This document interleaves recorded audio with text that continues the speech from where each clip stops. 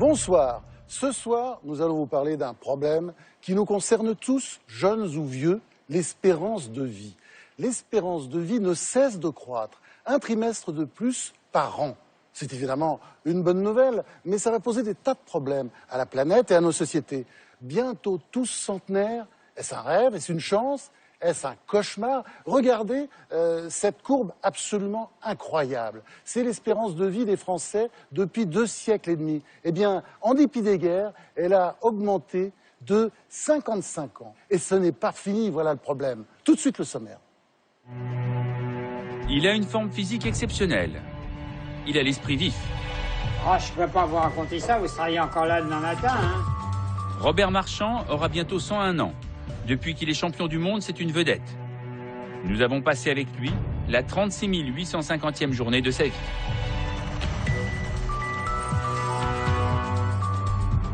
L'homme sera-t-il bientôt immortel? Au vu des derniers progrès de la science, la question n'est pas si saugrenue. Nous sommes allés dans les laboratoires faire l'état des lieux des recherches sur la longévité. Et certains résultats donnent le vertige. Ils auraient l'équivalent de l'âge de 450 ans. La France rajeunit. Et avec la rentrée scolaire de septembre, un Français sur 5 prend le chemin de l'école. Ils ont tout eu. Les progrès médicaux, le plein emploi, l'accès au logement. La génération du baby-boom née après la guerre a eu beaucoup de chance. Mais que va-t-il se passer maintenant que cette génération est à la retraite? Le papy-boom va-t-il plomber notre économie?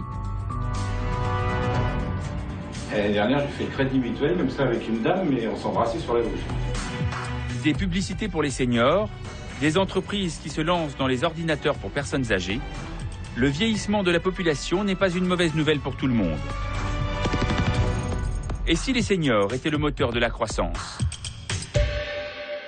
Alors à ceux qui veulent nous suivre sur les réseaux sociaux, je donne notre adresse, c'est #LMA pour Le Monde d'après. Alors pour nous éclairer sur les bienfaits et les dangers du vieillissement des populations, nous avons invité 6 grands spécialistes. D'abord le démographe et historien Hervé Lebras, la gérontologue Françoise Forette, le grand biologiste spécialiste de l'immortalité Miroslav Radman, le psychiatre et gériatre Olivier de la Doucette, le généticien Axel Kahn et la sociologue Virginie Gimbert. En 1950, on comptait 200 centenaires en France. En 2050, un siècle plus tard, on en comptera 1000 fois plus de centenaires. Vivre plus longtemps, c'est bien, mais en mauvaise santé, ça peut être inquiétant. Qui va payer la facture? Et puis, quel sera le revers de la médaille? Bien, avant d'entrer dans le vif du sujet, je vous propose un moment de bonheur. Nous avons rendu visite à un homme qui prouve qu'on peut être à la fois centenaire et en pleine forme physique et intellectuelle. Il s'appelle Robert Marchand et a déjà établi 2 records du monde à vélo. Caroline Diebold a passé une journée avec lui, on regarde.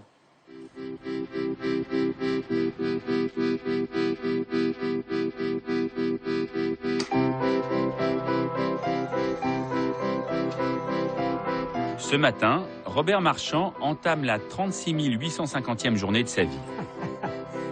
Dans quelques jours, il aura 101 ans. D'abord, 20 minutes d'exercice physique pour commencer la journée. Une habitude qui ne date pas d'hier. Le voici dans les années 30, champion de France de gymnastique quand il était jeune homme. Si le jeune homme a pris quelques rides, il n'a jamais cessé d'entretenir sa condition physique, même si aujourd'hui, il a changé de discipline. Quand il fait beau, j'en profite. Je fais un petit parcours de 25 km, pas plus, n'est-ce pas? C'est pour conserver. Allez, vas-y. Allez, vas-y, cette petite phrase que Robert prononce des dizaines de fois par jour résume bien son caractère. Bon, allez, vas-y. Robert, rien ne l'arrête. Surtout pas le froid de l'hiver quand il a décidé de faire ses courses. Allez. Encore un peu d'exercice, 10 minutes à pied jusqu'au supermarché pour remplir son cabas. Robert a un bel appétit et dans les rayons, il sait exactement ce qu'il lui faut. Ça Ça, je mets ça dans le yaourt. Il n'y a rien de meilleur. C'est des myrtilles pour la vue. C'est très, très bon. Je prends des citrons. Voilà. Je fais des cures de citron. Des fois, des cures de 15 jours de citron. À quelques détails près, Robert n'a pas d'habitude alimentaire. Il s'en tient à 2 règles d'or, pas d'excès, et des repas variés. Voilà, j'ai ça souvent. De la viande rouge, j'en mange une fois de temps en temps, mais c'est très rare. Je mange ça, du poisson une fois par semaine, des œufs une fois par semaine, et puis des fois une cuisse de poulet par semaine, c'est tout. Voilà. Faut pas prendre toujours pareil. Il faut varier beaucoup. Voilà, voilà, à peu près. On va passer au guichet maintenant. Allez, allez, on y va. Allez, et voilà. Voilà. Et voilà. Allez, au revoir. Robert Marchand est né en 1911 à Amiens. Il est arrivé à Mitry-Mory en banlieue parisienne à 12 ans. Aujourd'hui, c'est évidemment le doyen du quartier. 1 an avant-hier. Ah ben ça fait jamais que ça fait jamais 100 ans de différence. Ben voilà. Moi j'en ai 100 le 26. Je sais. Vous savez que vous êtes la vedette. Si Robert est une vedette, c'est parce qu'il est centenaire. Enfin, pas seulement. Robert est aussi un champion. Et voilà. Sur ses étagères, des dizaines de coupes, des médailles, des photos et des tiroirs remplis de maillots des plus grandes courses amateurs. Le Valois Enfle avait des coupes, là en voilà une. 1986. Alors ça c'est. Vous aviez 75 ans. Voilà, c'est mon deuxième Bordeaux-Paris, celui-là, oui. Vous en avez fait combien? Hein? Combien des Bordeaux-Paris?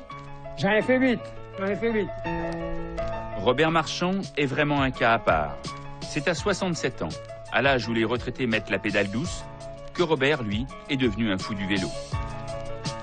Il enchaîne alors l'école et les classiques, Paris-Roubaix, Paris-Bordeaux, l'Ardéchoise, la Marmotte, plus de 450 000 km au compteur. Mais ses performances ne lui suffisaient pas. Robert voulait réaliser un rêve, marquer les esprits. Quand j'ai eu 100 ans, j'avais décidé de faire quelque chose. Mais c'est pas dans ma tête à moi. Hein. J'ai dit, Robert, rappelle-toi quand la première fois que tu as fait du vélo, t'as fait un grand voyage. Pour ses 100 ans, ce n'est pas un voyage qu'il va s'offrir, mais un record. Avec des amis, il parvient à convaincre l'Union cycliste internationale de créer une nouvelle catégorie pour les plus de 100 ans. Son rêve est à portée de main. 3, 2, 1, vas-y. Le 17 février dernier, Robert Marchand s'élance sur le vélodrome d'Aigle, en Suisse. Il veut devenir le premier centenaire à établir le record mondial de l'heure. Sans jamais faiblir, Robert réalise son rêve.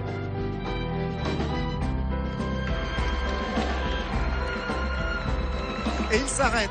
On s'approche. Tu sais combien tu as fait?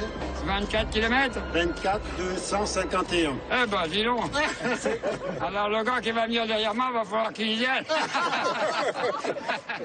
C'est ainsi qu'à 100 ans, Robert devient champion du monde. Et il y prend goût. 6 mois plus tard, il se lance un autre défi pour marquer l'histoire. 2, 1, partez! Cette fois, c'est à Lyon, en septembre. Robert établit un nouveau record. En 4 heures 17 minutes et 27 secondes, il est le premier centenaire à courir 100 km sans interruption. Au bord de la piste, Véronique Billat, professeure à l'INSERM, est particulièrement attentive. Depuis son premier record, elle analyse toutes les performances de ce cycliste d'exception. Nous l'avons retrouvée à l'université d'Évry. Dans ce laboratoire, elle fait passer des tests d'effort. Il y a quelque temps, elle a fait une expérience similaire avec Robert Marchand. Les résultats sont surprenants. Robert aurait les capacités physiologiques d'un homme de 50 ans et ce serait notamment dû à sa petite taille. Il a le même débit cardiaque que quelqu'un qui fait 1m80. Et il est super irrigué finalement, donc il a un super cœur. Et surtout, il est capable de battre, son cœur est capable de battre encore à 157 de fréquence cardiaque, alors que logiquement, il ne devrait pas dépasser 109. Il a un cœur très jeune, finalement. Voilà. Donc son secret, c'est d'avoir un gros cœur. Un gros cœur, au sens propre et figuré.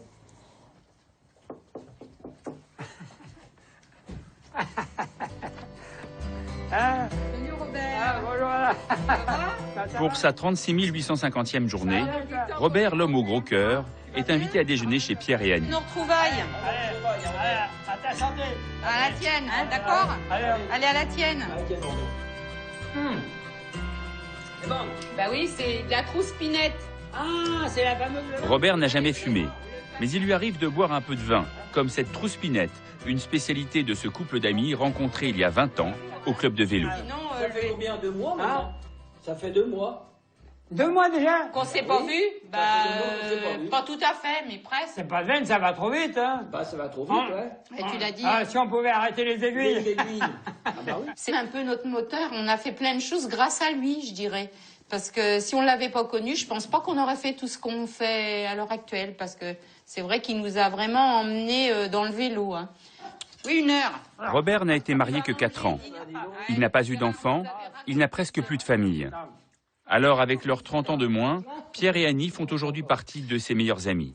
De vivre très vieux, la chose la plus dure, c'est que vous voyez toute votre famille qui disparaît, vous avez tous les amis qui vous disparaissent, et puis vous êtes toujours là. Vous dites, qu'est-ce que j'ai fait pour rester toujours là? Voilà, ça c'est dur. Ça, c'est dur. Et ça, bien entendu, souvent, je pense à tout. Je pense à tous les membres de ma famille qui ont disparu. J'ai tous les membres des amis qui ont disparu. Ah, qu'est-ce que vous voulez que j'y fasse? Pas de ma faute. Ben non, c'est pas ta faute. Il est ouvert maintenant. Si Robert vit seul, il est très entouré. Va pas trop vite, Robert. Et depuis qu'il bat des records, il a un emploi du temps de ministre. Allô? Cet après-midi, il accueille dans son petit studio un journaliste de son quotidien préféré, l'Humanité. Ah, Monsieur Marchand. bonjour monsieur. Bonjour, Allez, rentrez. vous allez bien? Qu'est-ce qu'on fait? Car à 100 ans, Robert ne fait pas que du vélo. Il a des convictions politiques, il suit l'actualité, il lit, il est passionné d'histoire. La fiche, vous n'avez pas connu ça? C'était affiché dans tout Paris, ça. Vous voyez? Et il a gardé une excellente mémoire, comme le journaliste ne va pas tarder à s'en rendre Alors, compte. qu'est-ce que vous voulez savoir? Tout. il veut tout savoir. La guerre 14-18, je ne l'ai pas faite, bien entendu, puisque j'avais 3 ans. Hein, mais j'en ai subi les conséquences. Et comme Amiens a été bombardé, j'ai été évacué dans l'Allier, à Bourbon-l'Archambault. Ah, je ne peux pas vous raconter ça, vous seriez encore là demain matin. Hein. La vie de Robert est à l'image de son âge. Exceptionnelle. On n'oublie rien, de rien on oublie, rien du tout on oublie. Deuxième d'une fratrie de 10 enfants, il travaille à 10 ans. Gardien de vaches, puis maroquinier, pompier de Paris pendant la Seconde Guerre mondiale. Les Allemands, ils avaient des lance-flammes jusqu'à 10-20 mètres. Bon, arrive la fin de la guerre, n'est-ce pas, tout ça? Bon. Après la guerre, on le retrouve chauffeur routier au Venezuela, en plein coup d'état militaire. Ils ont ouvert les caisses, et dans une caisse, c'était rempli de revolvers. Ah ouais. Du coup, vous êtes parti du Exactement. Alors, Robert Marchand sera encore bûcheron au Canada, maraîcher, marchand de vin, pour prendre finalement sa retraite à 89 ans. tant que j'arriverai à pouvoir rouler sur un vélo, je roulerai sur un vélo. Voilà. Je ne sais pas qu'est-ce qu'il me reste à vivre. 1 an, 2 ans, je ne sais pas. Je peux pas vous dire. Hein. Peut-être que demain matin, je peux claquer. Parce que, vous savez, monsieur, on met 9 mois pour arriver au monde. Et puis on met 30 secondes pour claquer. Vous savez, ça va vite. Hein. Merci. La 36 850e journée de Robert Marchand touche à sa fin. Ce soir, il se couchera à 21h pour ses 8 heures de sommeil quotidien, en rêvant peut-être à un nouveau record. Quel monsieur!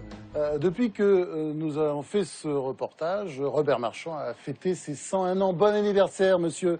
Alors, Françoise Forette, est-ce que Robert Marchand est représentatif des centenaires d'aujourd'hui? Non, il est plus fabuleux que la majorité des centenaires, il faut le reconnaître. Mais il faut savoir aussi que les centenaires hommes, en général, sont en meilleure santé, en particulier intellectuelle, que les centenaires femmes. Il y a beaucoup plus de centenaires femmes. Si vous voulez devenir centenaire, il vaut mieux être une femme. Mais une fois que vous êtes un centenaire, il vaut mieux être un homme. Et lui, particulièrement, démontre exactement tout ce qu'il faut faire. La première chose que je remarque, moi, qui est fabuleuse, c'est s'arrêter de travailler à 89 ans. Ouais. Or, on sait Ça vous dit toujours ça, il faut bouger. Hein, pour, il faut bouger. Il fait du vélo, il fait plein de bien choses. vieillir, c'est d'abord bouger. C'est d'abord bouger, c'est aussi travailler. Et l'étude qu'avait fait la Fondation Ibsen pour les centenaires avait démontré que la majorité des centenaires étaient des personnes qui avaient travaillé très très longtemps. Souvent des artisans. Je me rappelle un horloger qui avait travaillé jusqu'à 100 ans. Et pourtant, horloger, il faut quand même des mouvements extrêmement précis. Il a fait des métiers très durs. Oui. Bûcheron, chauffeur routier. Très dur. Donc la première chose, c'est le travail. La deuxième chose, c'est qu'il a de l'activité physique, vous avez raison. Il a aussi une activité intellectuelle formidable. Il lit son journal, il reçoit des journalistes, etc. La troisième chose, c'est la convivialité. Ah, parce que vous dites aussi dans le triptyque, là, il faut aimer. Hein. Il faut aimer, bien sûr. Il faut aimer, c'est très important. Et puis, il faut aimer les autres. Et vous voyez, il emmène les gens faire du vélo, il participe à des dîners. Enfin bref, il est absolument fabuleux, ce monsieur. Tous les centenaires ne sont pas comme ça. Les futurs centenaires, à mon avis, seront de plus en plus